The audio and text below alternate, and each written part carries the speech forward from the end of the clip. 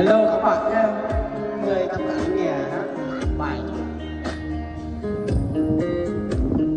Qua bao dòng người vội vàng trên phố đông, em đang bên anh yêu thương ngắm. Sao biết bao nhiêu tháng ngày chờ trông và mơ mộng,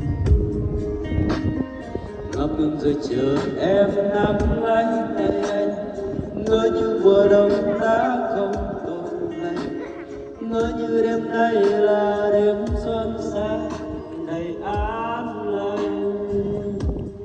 Vì tình yêu thể xóa tan giá bằng môi khi em ôm chặt anh, môi hôn nồng nàn và trong anh chợt nhớ như sống trong giấc mơ bấy lâu. Anh mơ hạnh phúc lòng trao cuộc đời yêu thành thế, yêu sẽ yêu mỗi em và mãi mãi yêu em hoài.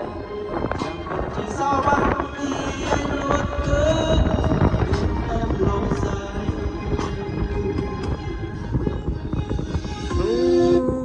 nè.